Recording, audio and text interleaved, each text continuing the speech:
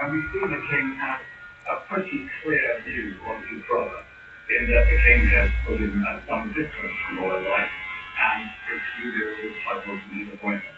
And the king has always said that wherever the judicial process needs to be followed, that it is appropriate that his brother should follow it. All right, Alistair Bruce, we appreciate your time today. Thank you. Thank you. Coming up, new details in the Tiger Woods DUI arrest. So police say they found in Tiger's pocket at the scene of the crash. Crash fight.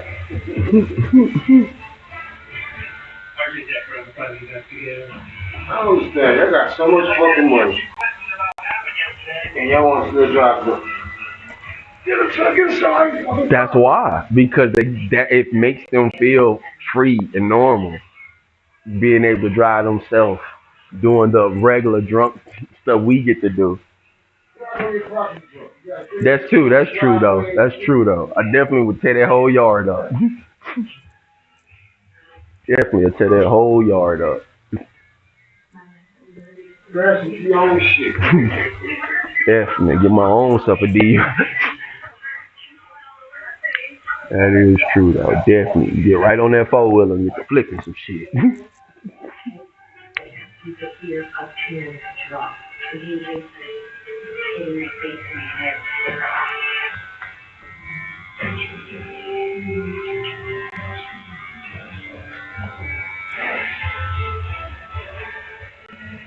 Welcome to ABC Newsline. First, investigators are trying to figure out what caused the big rig to crash through a gate and nearly into a California home.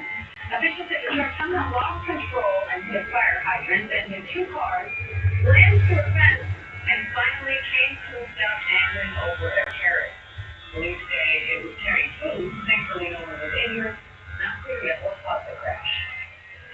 And new court documents allege Tiger Woods had opioids in his pocket when he was arrested on DUI charges. An affidavit says police found 2 hydrocodone pills in Woods' pants pocket after the car crash last week. And now we'll learn more about what that ABC's Eka Jackie is here with more on that. So, what else was down to this affidavit? Because I was trying to get a better idea of what allegedly happened on March 27th when Tiger Woods was arrested following that crash with being another tractor trailer. Now, what I knew to the affidavit, Woods was driving behind this truck with a trailer. That truck slowed down, and Woods made the decision to try to pass it, crossing over that double white line, that we came over. Now, the right side of this SUV collided with the back left side of that tractor trailer, forced Woods to lose control, and obviously crashing his car there, as you see, with the car landing on the driver's side. Now, the affidavit said that Woods told the responding deputy that he looked down at his cell phone and didn't realize that that truck slowed down. However, the report says the driver of that truck, when he hit, helped Woods out of that car, and that's when he said that he appeared lethargic, he was slowed, but nonetheless was still extremely alert during the investigation investigated. Now, the deputy said that he actually observed several signs of impairment on this, including heavy sweating and difficulty performing coordination, as Woods reportedly had hiccups through the entire investigation. Now, Woods responded by saying that he had surgery on his head, on his legs, and his ankle actually seized up whenever he tried to walk. However, when asked to remove his sunglasses, that's what deputy said that his eyes were bloodshot, the glasses, and actually had some of those people. The way to say the outfit searched his SUV after the crash. What's it? So when they went to his SUV, the affidavit said that deputies found essentially nothing. There was just regular there. They asked him if he consumed any alcohol. We know that Tiger Woods said that he didn't. Again, he registered a 0.00 on that dental measure test that he had. But then he admitted to consuming prescription medication, which he said that he took a few. General Phillips on the premises that he found 2 of those hydrocodone pills in his pocket, and that's what he did refuse to take a urine sample. Again, hydrocodone, a powerful prescription painkiller that works by altering how the brain and the nervous system respond to pain, difficulty drowning, and potentially pain. Deputies concluded that these were in fact impaired. He was unable to drive a car safely according to the affidavit. That's what the deputies were saying. That's when he was arrested, taken to a local hospital. Woods then refused medical help, That's when you get to go to jail. She's in there, probably on to about $1 bond, and paid in, and now you can do it another ticket. All right, I could got you. Thank you. We'll be right back.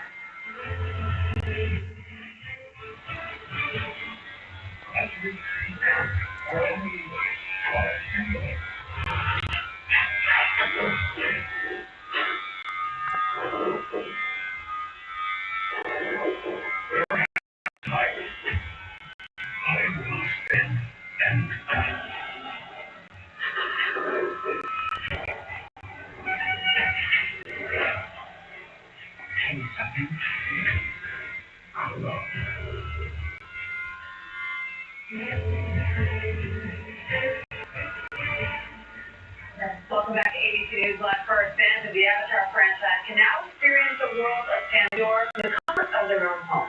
Avatar Fire and Ash is now available on digital platforms, and it follows the story of the Sully family as they navigate grief and deal with a new enemy, the Ash people.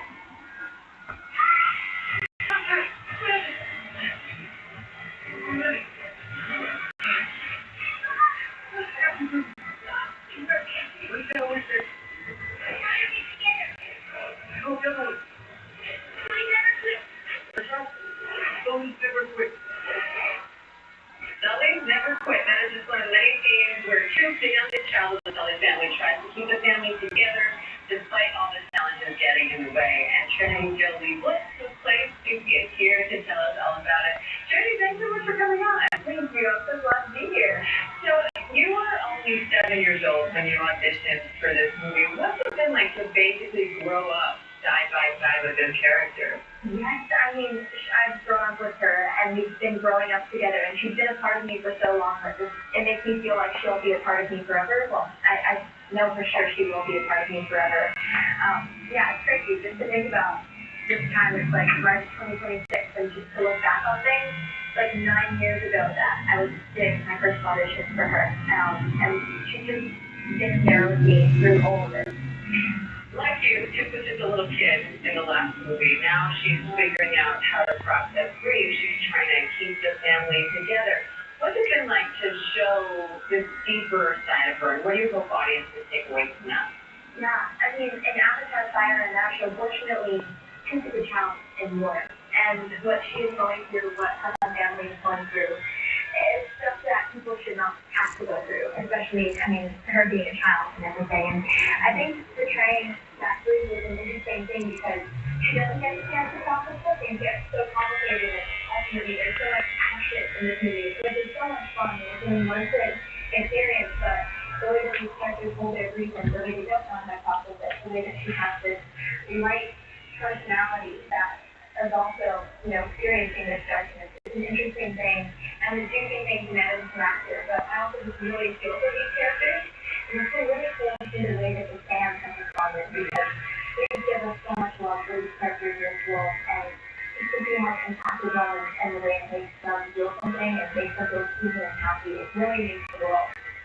You're 10 years old or so in some scenes. The next Avatar will come out for a few years. But just the whole scene, something you can tell us. Yeah, I mean, it's been really exciting to think about because Avatar was a little independent film that strict for some big time, and now I get to discover it too in the age I am now, and she's a teenager. She's so crazy and exciting, and that was the biggest dream come true. Welcome in, son. It would be like really ready with that scene and getting to create with them again. It would be so cool. The fans don't know what they have coming. Like, it's yet to come. It goes to a whole another route that we wouldn't have been able to expect. So it's from sky high. And like the way Water and Fire and Ash have been one story, so 4 and 5 is really like a jump and a next level from where we've experienced things for this world that is expansive. And also for these characters that we just have. Yeah. That's a picture we'll see that. And maybe a little too good. Some of the viewers don't know that you're also a singer. You're coming out with a new LP soon. You've already got some singles out. First time in the shop? First time in the shop? Yeah. Welcome. Mind if I take your hoodie in? Yeah. It's the whole story. I mean, I guess that's what I love Man, what made you? How'd you find out about it? I was just driving by. Okay. Yeah. I was driving by. Yeah, heck, man. I used to come here once a week, bro. Bringing everything together from the coming of age. What made you stop? You know when you get sort of fuzz on his own. Gotcha. What are we doing today? Short form. Is that a zero or something? Say it again, brother. What's the shortest one? Zero, yes sir. All even or? Yeah. Okay. Anyone can listen just any way that they like to listen to music, like Spotify, you see like all the platforms, I guess is the right way to put it, term-wise. And last night I went through the single and every single of them, this is my fourth single, has been like a chapter unraveling the story of Liverpool into the process things. And what actually is when things can't stay sweet forever. And like wondering, well, will you go where I go? And like, what's next? What are we? And just wondering like how to even function in this first love. And also just having fun being caught in the whole consuming wave of emotions and the highs and lows. Yeah, that was really fun. I think my favorite lyric from it is, did not think I was falling until I faced the crash landing. Promise me again, darling, so things don't leave me standing. How you like your picture? I'll just leave it as is. Thank you for sharing your storytelling with us, your music with us, and of course, you're like an avatar with us as we follow along the way. Avatar Fire Mesh is available now on digital platforms to watch from the comfort of your own home. Trinity, thank you again. Thank you. And thank you for watching. I'm Guys, the State of the News never stops, and neither do we. And get ready to shop this afternoon. Our friends have some deals and big secrets. They need lunch breaks, and we have a lot more news right after this.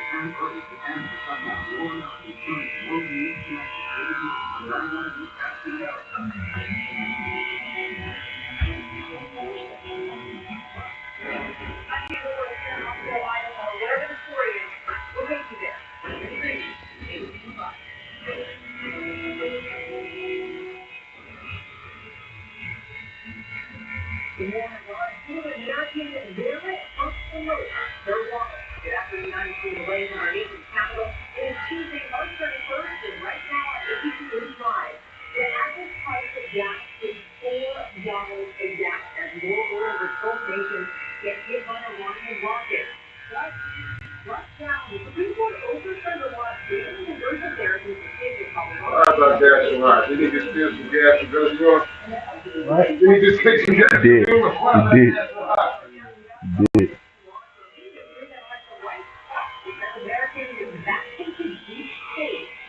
Steal from everywhere.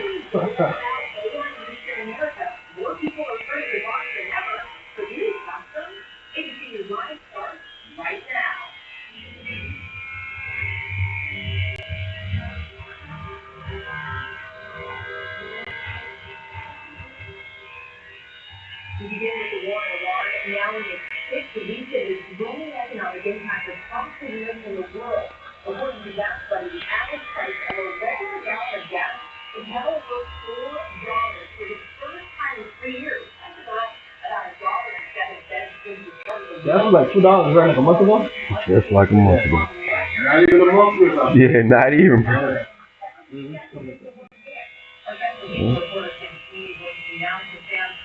Yeah.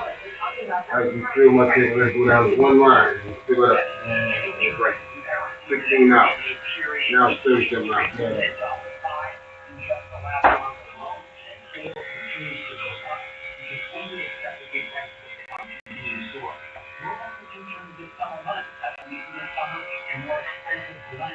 With the additional cost increase behind your back, in some states like California, we are seeing prices over sometimes $7 a gallon. We have higher fuel prices, higher fuel prices. That translates into higher prices. It's buses of gas in LA. Yeah. Yep. We just had a customer the other day was telling us came from California. Like, sheesh.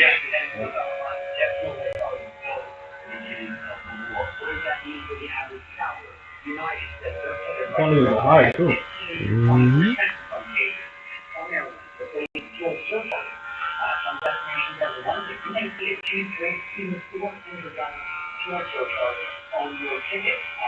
There's gonna be a whole lot less traffic now. Yeah. It should. It definitely should. Yeah, just accidents. Everybody trying to speed there.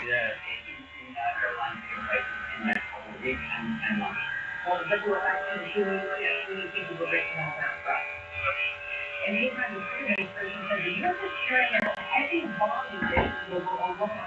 You know, we had Kane Karen who was looking for cash. So we looked at this one, these 52 bombers is the first hikers in Louisiana. Someone said the sun was a new threat against the building infrastructure in Iran. If the regime refuses to open bridge for Libya, Defense Secretary Pete Hegseth says if Iran is leaders apply, they can do it.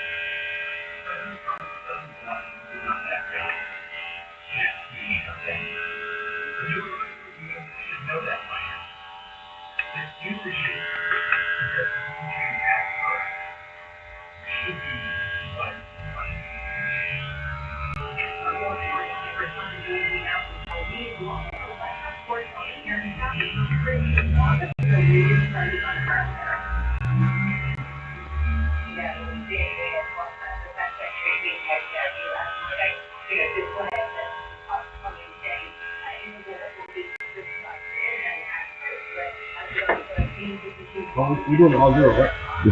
Yes, sir.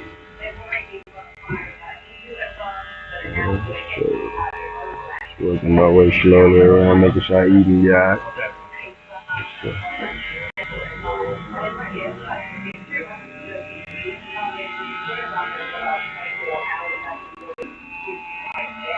You guys are here from El Paso? I'm not. Neither is Mr. James here. But Mr. James has been 22 years on this block barber. He's the first barber in this barber shop actually. In '04 when this barber shop opened up by his mentor, Mr. Scales. And he moved a few different barber shops that he owned. And about a year and a half, he partnered back up with his mentor, Mr. Scales. And to go replace him, unfortunately, Mr. Scales passed. And so Mr. James has been running it by himself ever since. But Mr. James here has been in this area since '04.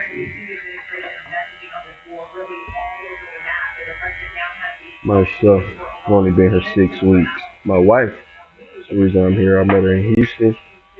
She's born and raised here. Her father has kidney failure, so we came about 6 weeks ago just to spend some time with her family. And then I ended up liking it. And so, yeah, well, I was born in the Midwest, Milwaukee, and but I've been in Houston more than half of my life. And so, yeah, been here. Luckily, I brought my clippers. And some just told me, just in case it gets too long, make sure you got your clippers. So that's what I did. And then started trying to put some money on the phone in my hand and just walking around trying to find different barbershops to work in. And it took me about 2 weeks to find someone that would give me a shot. Yeah. Yeah. Been here for 2 weeks now. Actually, today completes 2 weeks that I've been at the shop. 6 weeks in El Paso. Yeah, I've been cutting hair barbering since 2022. For the first time I went to school when I first started. In school 22 in Houston. What's the big difference at Houston and ET? No, because of what I do for a living. I'm talking about the environment. No, because that's why I say no. Because when you only work in these, you in certain circles, it's Right. the same where you go in the world. So yes, I'm sure El Paso is different, but the type of people I deal with, type places, I'm also a photographer, videographer, Oh, okay. party promoter. So I'm into like nightlife, and those people are the same people no matter where you go in the world.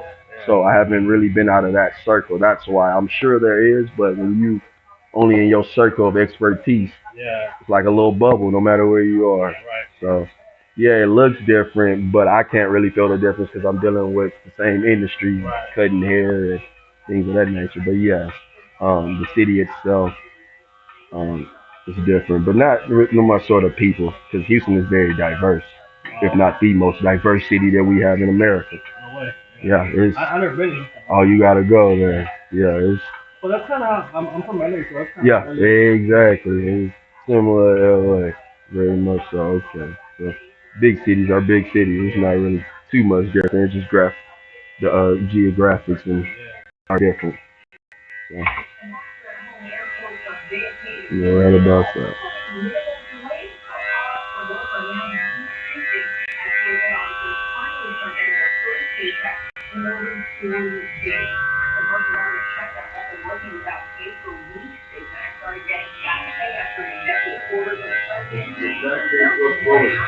But plus, even the people that didn't come,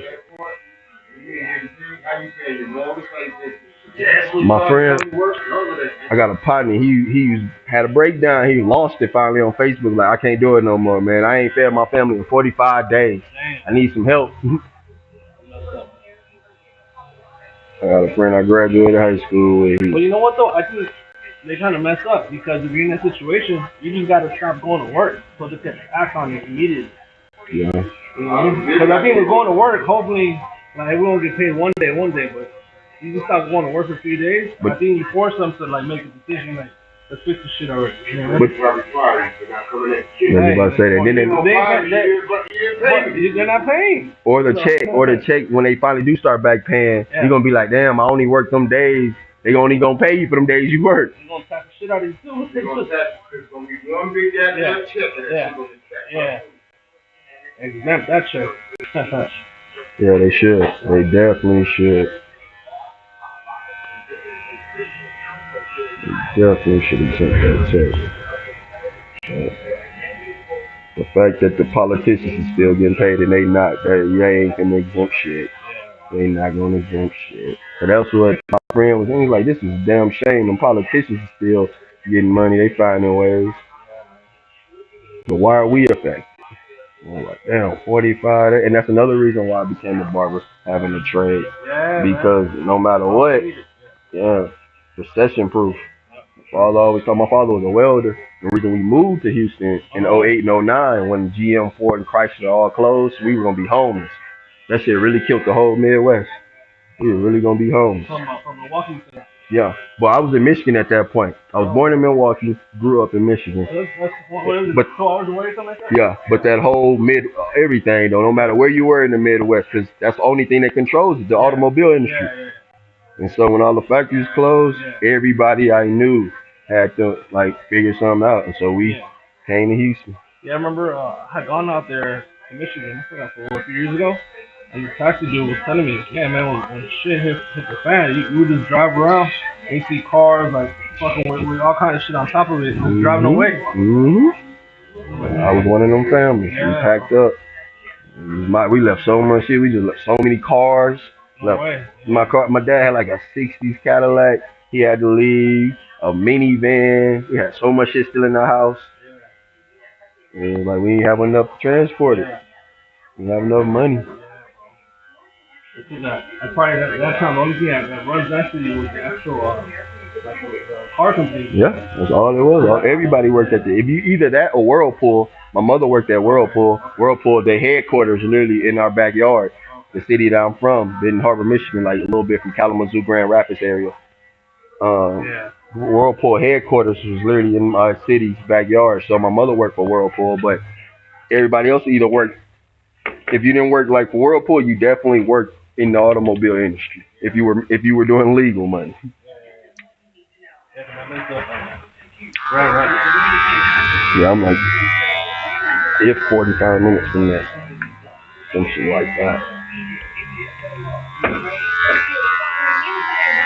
Yeah.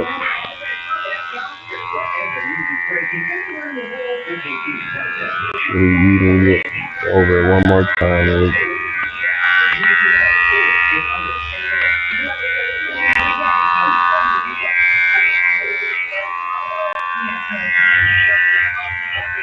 What do you do for a living, your mommy asks? I work at a body shop as an estimator. Okay. I got two brothers, a year younger than me, 1 year younger than me and a year younger than him.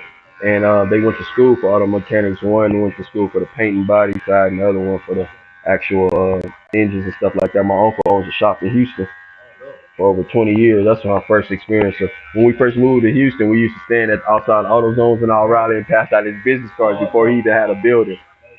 So he was the first person I actually saw. Like, hey man, we can really date. Yeah. Like Texas is different when it comes to hustling. You can't. Where I'm from, you just can't set up on the side of the road. Especially like, well, you from LA, so big cities they allow you a little bit more wiggle room when you're hustling. But where I'm from, I only had like literally where I'm from, one Walmart, one McDonald's. That's how small the city I'm from. I was born in Milwaukee, but like I said, my brother a year younger than me, and I got a brother a year younger. After the third one was born, we 94, 95, and 96. We moved to Houston for a little bit. My grandma was gonna pass in '01, so we moved back and stayed till like what I said '09. Then I've been in Texas since '09. Be 32 in July. I got 4 kids. I got a 12-year-old boy, twin girls that are 10,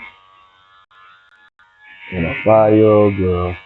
You said you do like nightlife stuff? Yeah. And he said? Here, I'm trying to find some people to partner here with. I'm talking with a few people, but I haven't found the right venue, and we haven't came to the right terms that. Shit, I really don't really come out here too much, but I don't really know where the hell to go. Oh, that I can help you with. I got an Instagram page dedicated to things to do.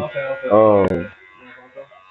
Yeah, every day I post the things to do in Houston and in El Paso. So I've been meeting with a lot of people, and they send me their stuff. And every day, like my cousin is a strip club DJ. Well, he's a karaoke DJ, and on Thursdays he DJs. He do karaoke at a strip club at Bucks.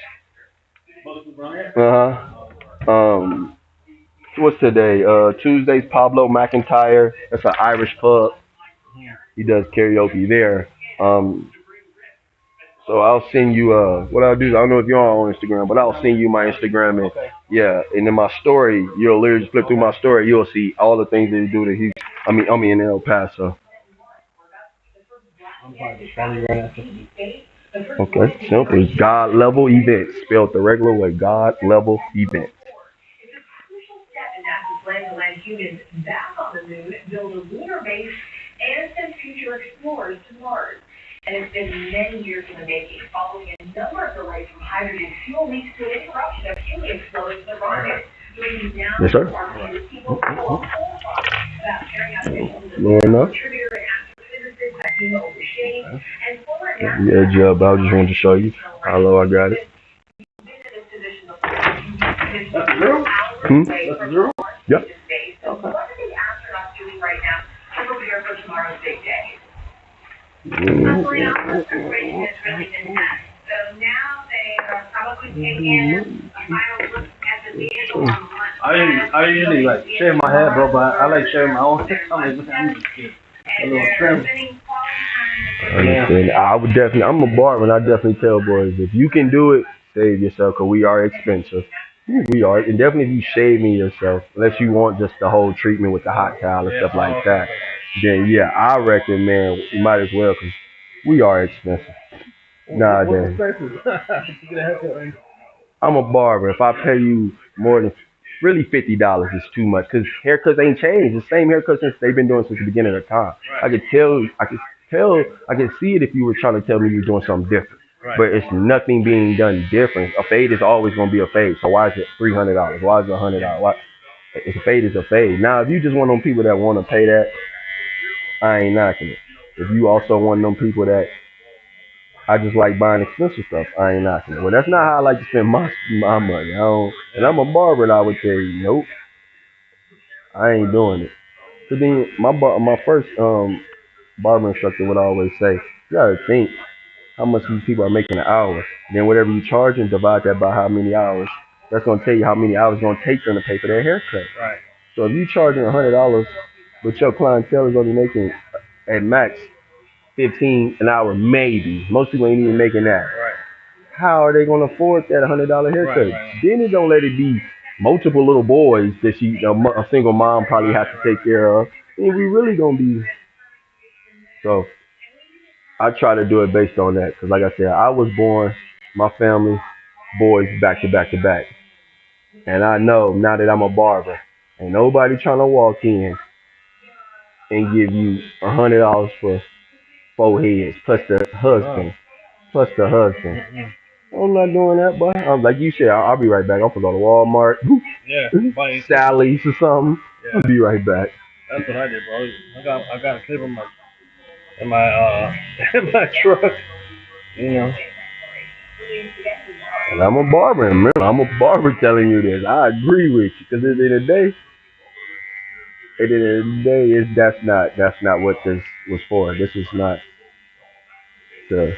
You can get rich off this. I would never say that, but they got rich because they was here every day, 7 days a week for over 20, 30 years.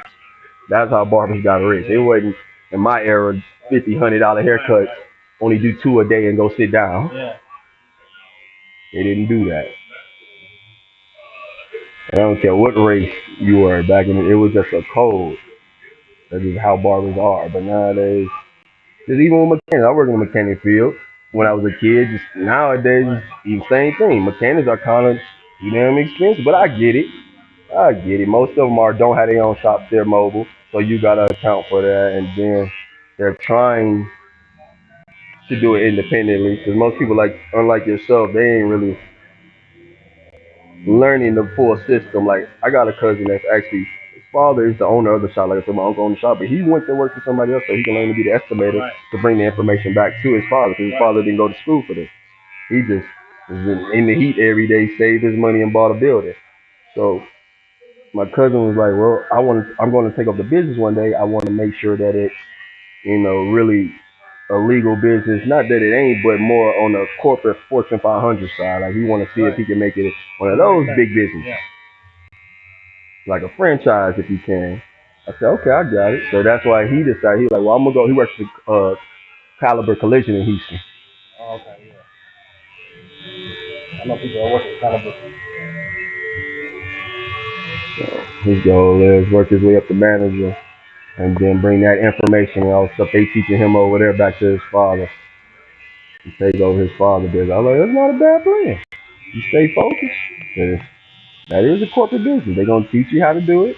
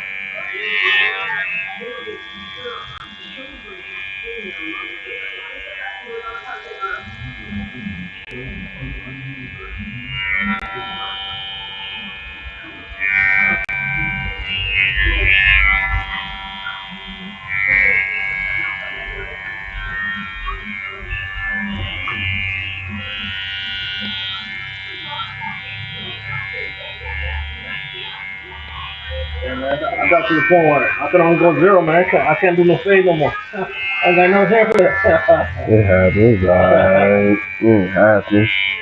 The hair don't make the man make the hair. No, no, it's pretty much. I've been boss for years. Right.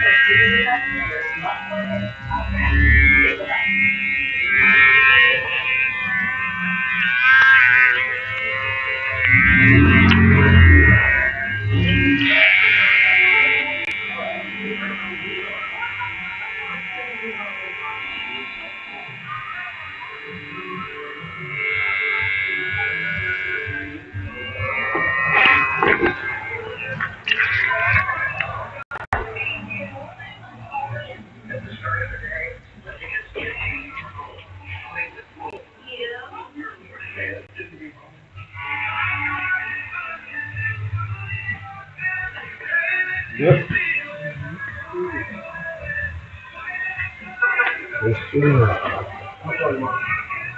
$30.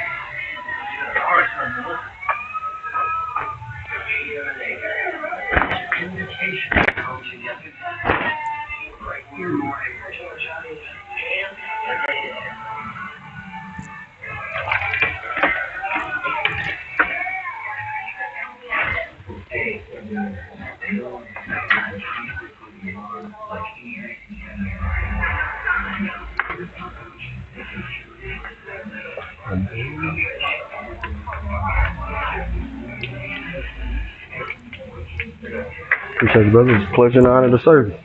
Stop by and see me anytime. My name is Richie. Yes, sir.